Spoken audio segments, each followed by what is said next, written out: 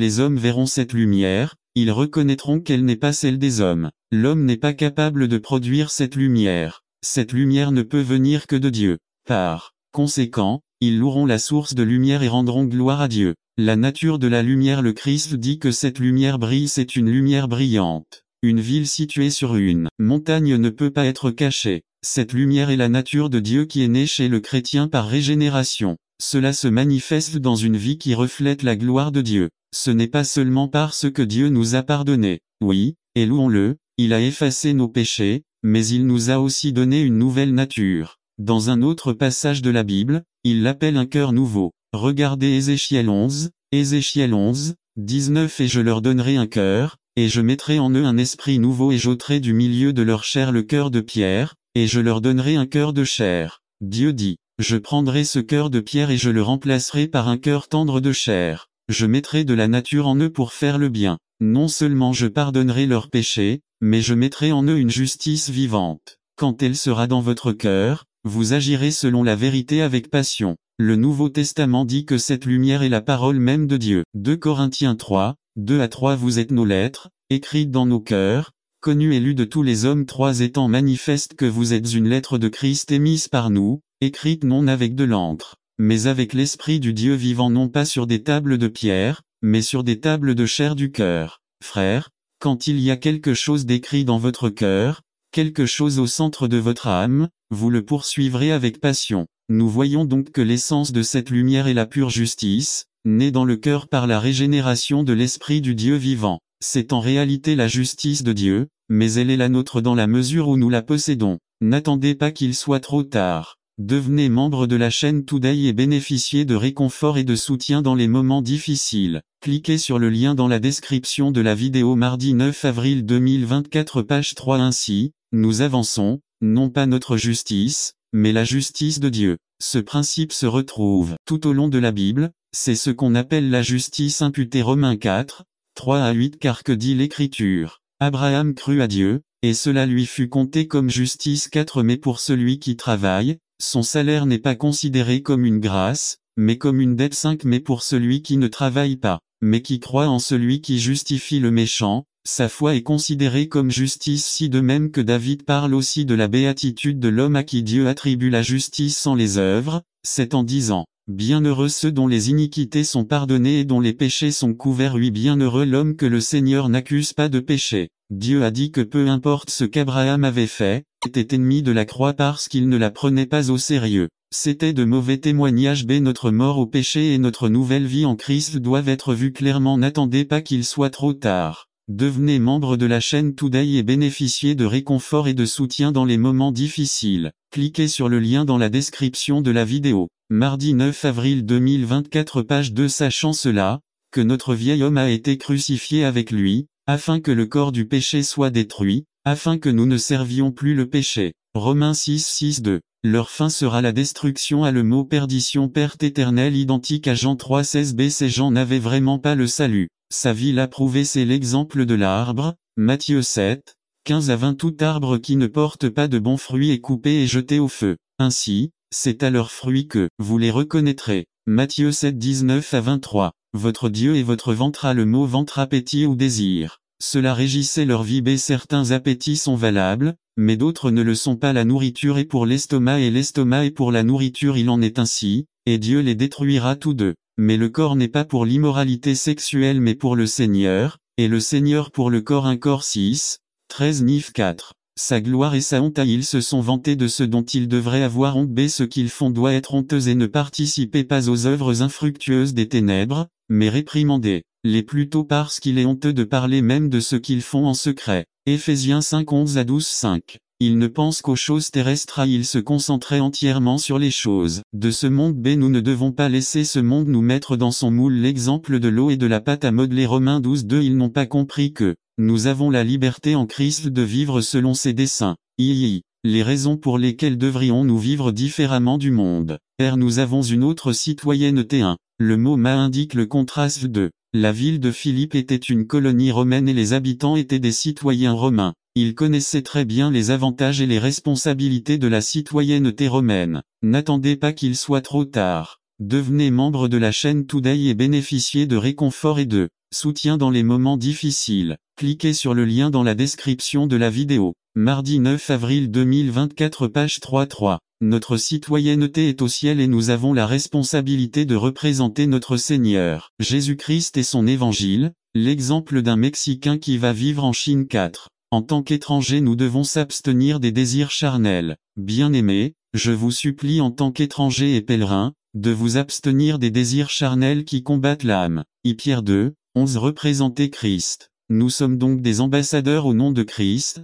2 Corinthiens 5, 20 AB. Nous avons une autre espérance. 1. Jésus-Christ reviendra pour nous. Nous sommes dans une situation temporaire de Jésus-Christ va changer nos corps. Nous avons des corps temporaires. La bataille que Pablo a ressentie et que nous ressentons est réelle, mais il y a de l'espoir. Romains 7, 22 à 25 3. Un jour, nous verrons que cela valait la peine de vivre pour Christ dans ce monde. Exemple d'une goutte d'eau comparée à une mer pleine d'eau. Dans ce monde-ci, nous avons la liberté en Christ de vivre selon ses desseins. IV. Application. Une formule pour déterminer ce qui est bon et ce qui est mauvais. Tout m'est permis, mais tout n'est pas pour mon bien. Corinthiens 6, 12 à question numéro 1. Est-ce pour mon bien physique, spirituel et intellectuel? Tout m'est permis, mais je ne laisserai rien me dominer.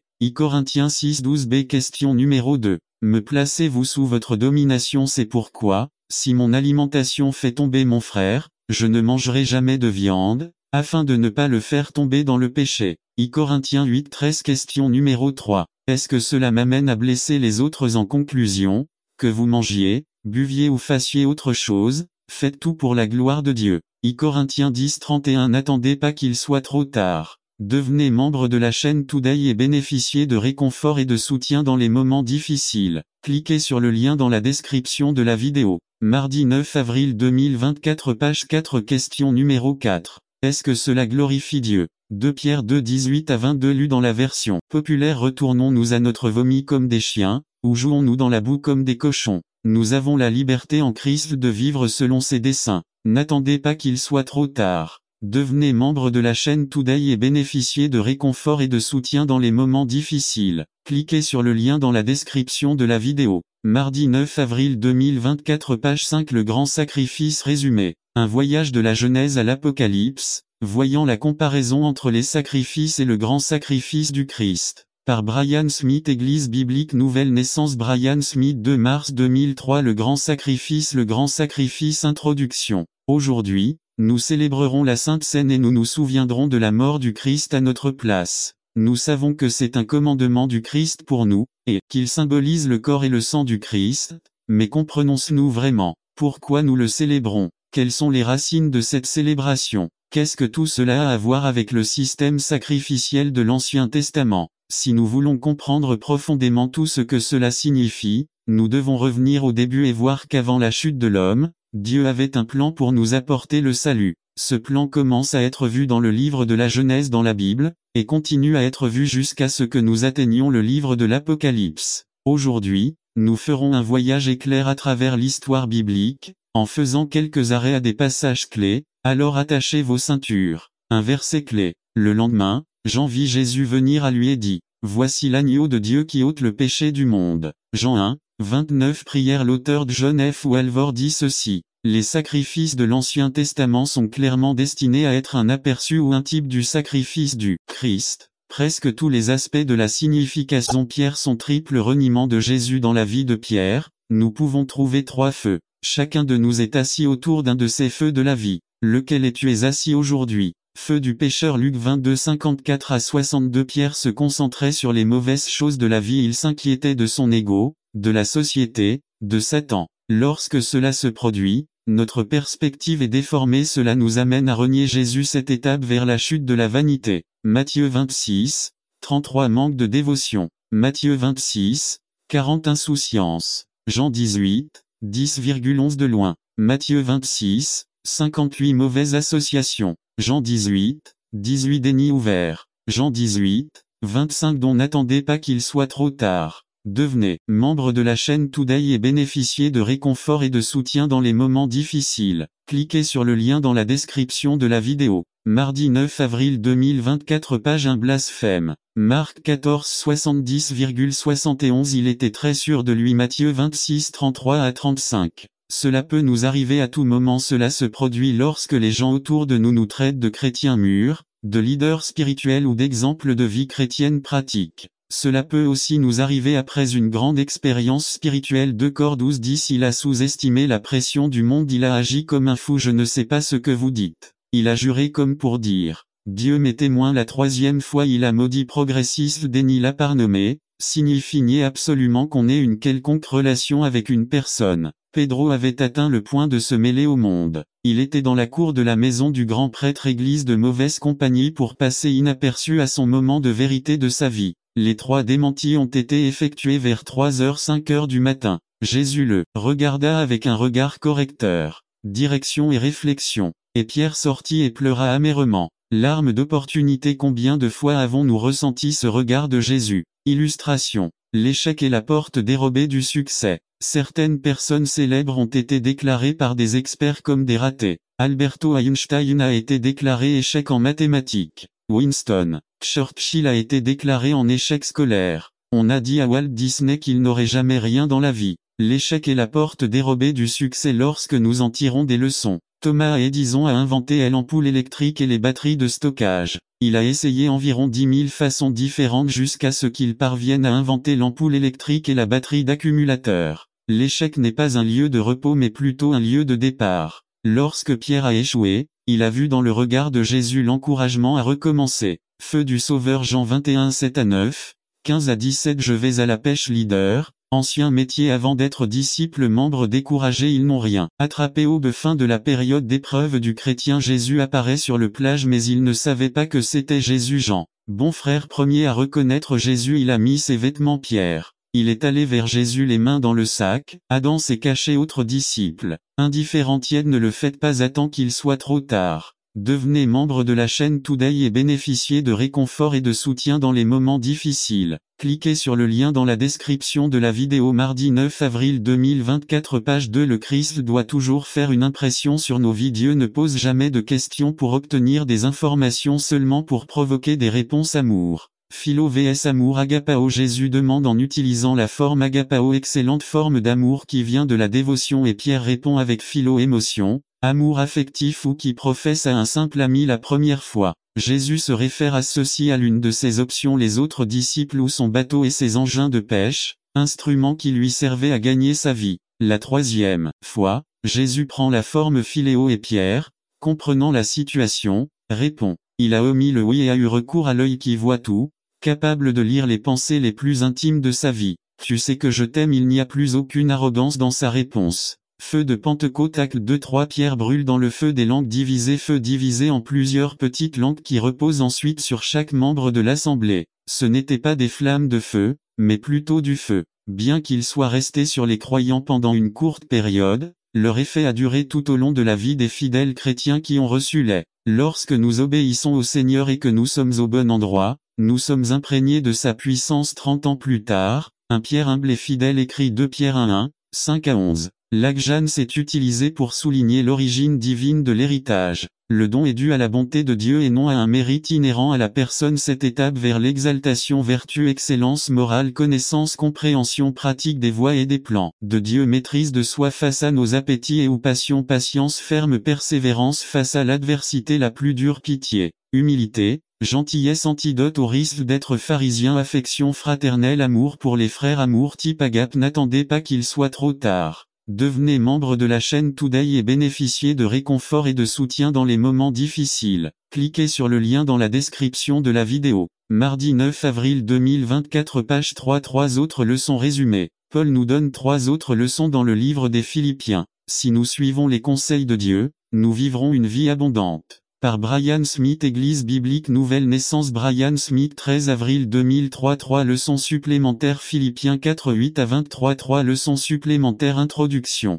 Nous terminons déjà ce grand livre de l'apôtre Paul aux Philippiens. C'est un livre plein de leçons pratiques pour nos vies chrétiennes. Maintenant, dans les derniers versets de ce livre, nous verrons 3 autres leçons très pratiques pour notre application. Comme toutes les autres leçons que nous avons vues, si nous les suivons, nous vivrons une vie plus abondante. Comme toute autre chose dans la vie, si nous suivons les instructions, nous réussissons beaucoup mieux. Si nous ne lesions caractéristiques du glorieux évangile, n'attendez pas qu'il soit trop tard. Devenez membre de la chaîne Today et bénéficiez de réconfort et de soutien dans les moments difficiles. Cliquez sur le lien dans la description de la vidéo. 9 mars, avril 2024, page 3-2. L'évangile ruine la sagesse du monde. C'est le contraire de la pensée humaine. 1, 19 à 21, car il est écrit: je détruirai la sagesse des sages, et je rejetterai l'intelligence des intelligents. Où est le sage? Où est le scribe? Où est le débatteur de cet âge? Dieu n'a-t-il pas rendu folle la sagesse du monde? Car puisque dans la sagesse de Dieu le monde n'a pas connu Dieu par la sagesse la sienne, il a plu à Dieu de sauver les croyants par la folie de la prédication.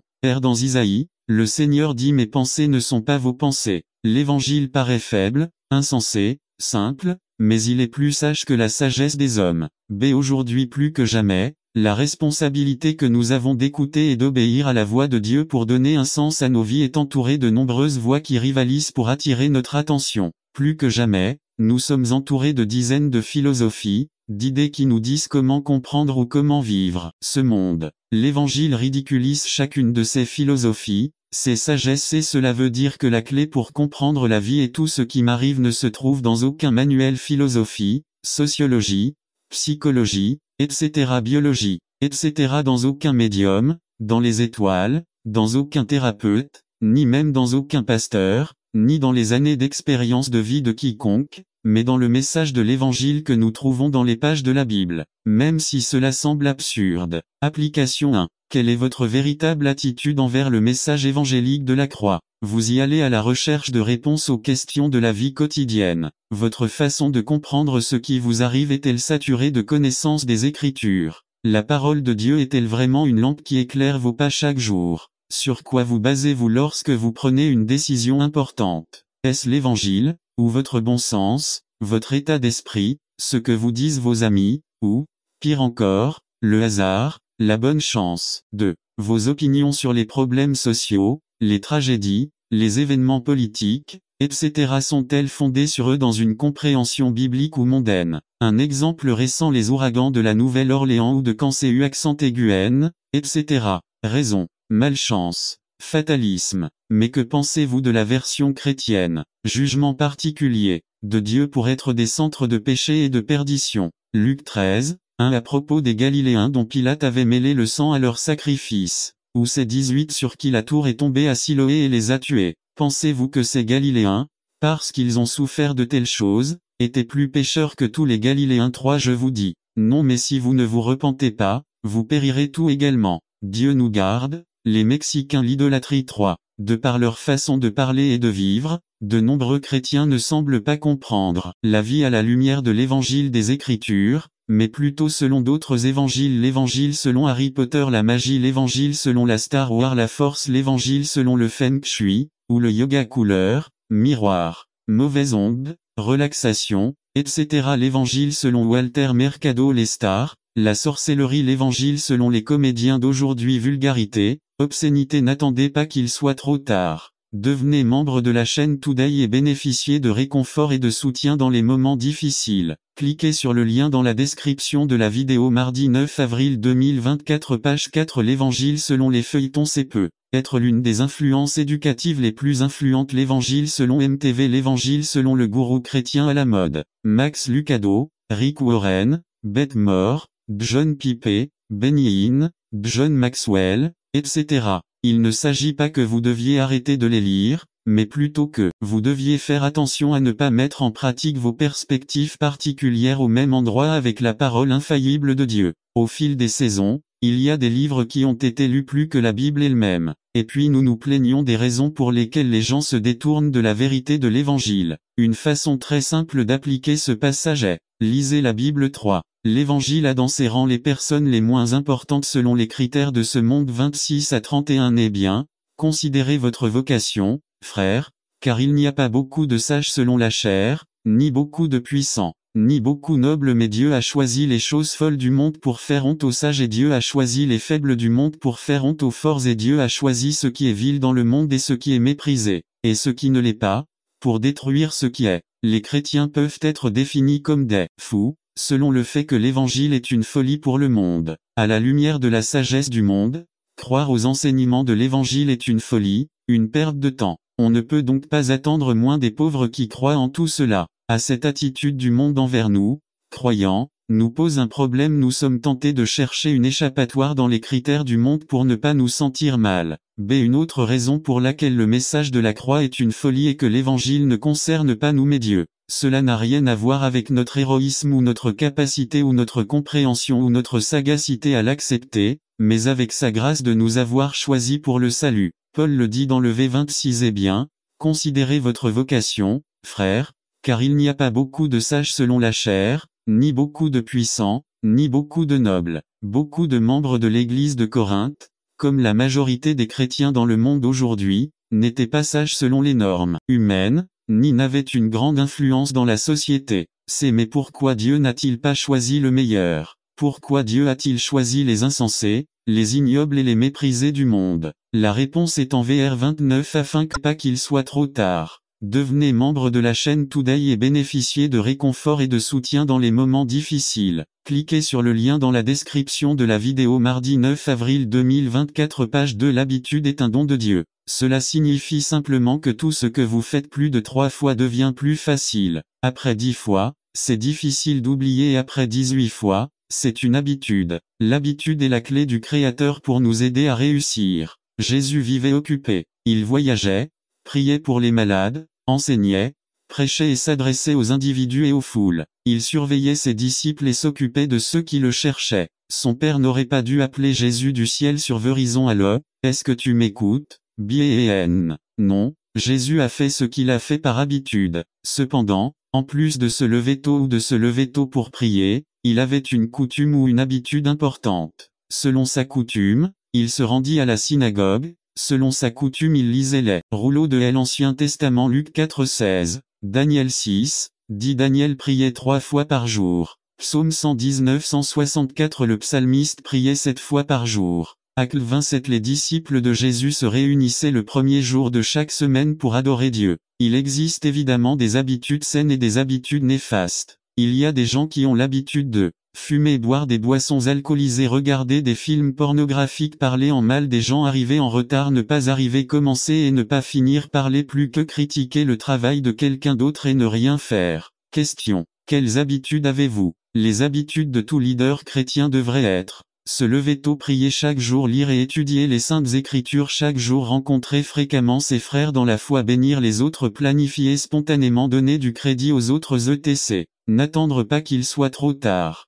Devenez membre de la chaîne Today et bénéficiez de réconfort et de soutien dans les moments difficiles. Cliquez sur le lien dans la description de la vidéo mardi 9 avril 2024 page 3 Ne négligez jamais ses habitudes. Jésus savait que les grands hommes ont simplement de bonnes habitudes. 3. Jésus a fait bien utiliser son temps en prenant soin de son agenda personnel. Saint Jean 11, 1. Un homme nommé Lazare était malade de Béthanie, le village de Marie et de Marthe, sa sœur c'est Marie, dont le frère Lazare était malade, qui a oint le Seigneur de parfum et lui a séché les pieds avec ses cheveux. 3. Alors elles envoyèrent les sœurs dire à Jésus, Seigneur, celui que tu aimes est malade. 4. Quand Jésus l'entendit, il dit, cette maladie n'est pas mortelle, mais pour la gloire de Dieu, afin que le Fils de Dieu en soit glorifié. 5. Et Jésus aimait Marthe, sa sœur et Lazare. 6. Quand il apprit qu'il était malade, il resta encore 2 jours à l'endroit où il se trouvait. 7. Puis après cela, il dit à ses disciples, retournons en Judée.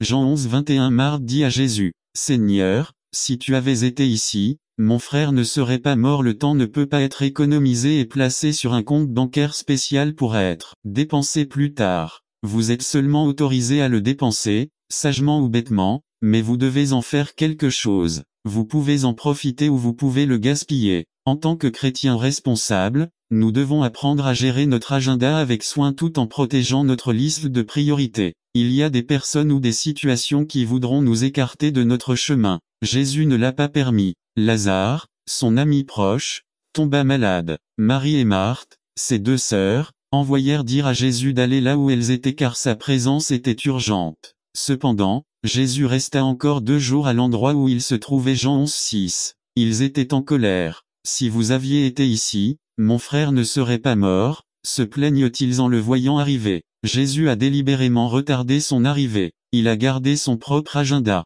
Je respecte fermement leur époque. Il n'a pas permis aux autres de l'éloigner de son chemin. Il a sauvegardé sa liste de priorités. Le leader chrétien doit éviter les distractions. Écrivez votre liste quotidienne de choses que vous devez faire. Protégez votre calendrier. Faites bon usage de votre temps comme Paul le recommande dans Éphésiens 5 15,16.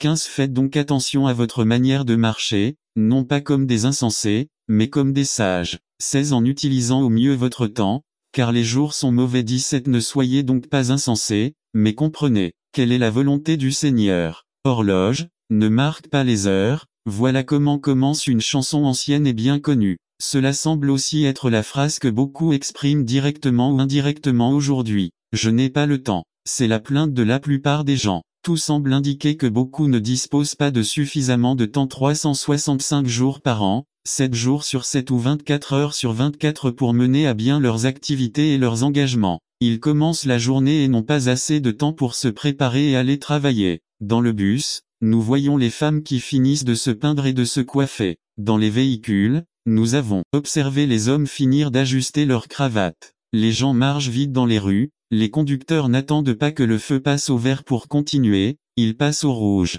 Les mères courent littéralement avec leurs enfants le matin pour qu'ils arrivent à l'heure à l'école. Dans les entreprises, on demande tout hier. De combien de temps avons-nous vraiment? N'attendez pas qu'il soit trop tard. Devenez membre de la chaîne Today et bénéficiez de réconfort et de soutien dans les moments difficiles. Cliquez sur le lien dans la description de la vidéo. Mardi 9 avril 2024 page 4 1 jour 24 heures 7 jours 168 heures 30 jours 724 heures 356 jours 8760 heures, 525 600. 31 536 000 secondes de l'année. Je ne comprends toujours pas pourquoi il y a des gens qui disent qu'ils n'ont pas assez de temps pour pouvoir travaux sur la construction. Il peut être qu'ils n'ont pas le temps ou il peut être qu'ils ne savent simplement bénéficier de réconfort et de soutien dans les moments difficiles. Cliquez sur le lien dans la description de la vidéo. Mardi 9 avril 2024 page 3 Faire un champion. Confiance. Partie 3 Résumé. Aujourd'hui, nous examinerons la confiance qui vient du monde et la confiance que nous trouvons en Christ. Par Joshua Pinto Devenir un champion confiant.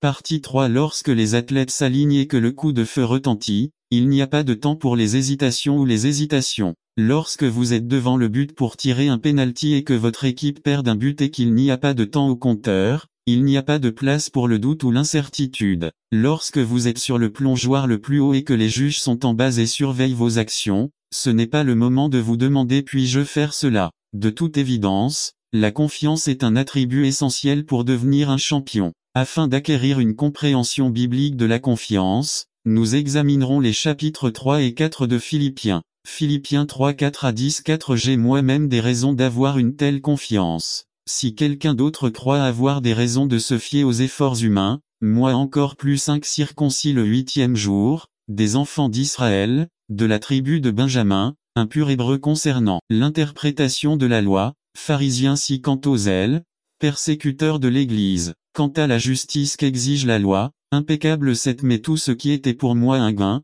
je le considère maintenant comme une perte à cause du Christ 8 En fait, je considère tout comme une perte en raison de la valeur incomparable de connaître le Christ Jésus mon Seigneur. À cause de lui, j'ai tout perdu et je le considère comme du fumier, afin de gagner Christ 9 et de m'unir à lui. Je ne veux pas ma propre justice qui vient de la loi, mais celle qui vient par la foi en Christ, la justice qui vient de Dieu, basée sur la foi. J'ai tout perdu pour connaître le Christ, pour expérimenter la puissance manifestée dans sa résurrection, pour partager ses souffrances et pour devenir comme lui dans sa mort. Nif Philippiens 4 11 à 13 11 Je ne dis pas cela parce que je suis dans le besoin, car j'ai appris à être satisfait quelle que soit la situation dans laquelle je me trouve. 12 Je sais ce que c'est que de vivre dans la pauvreté et ce que c'est de vivre dans l'abondance. J'ai appris à vivre dans toutes les circonstances, à être satisfait, à avoir faim, à avoir l'abondance et à souffrir de la pénurie. 13 Je peux tout par le Christ qui me fortifie.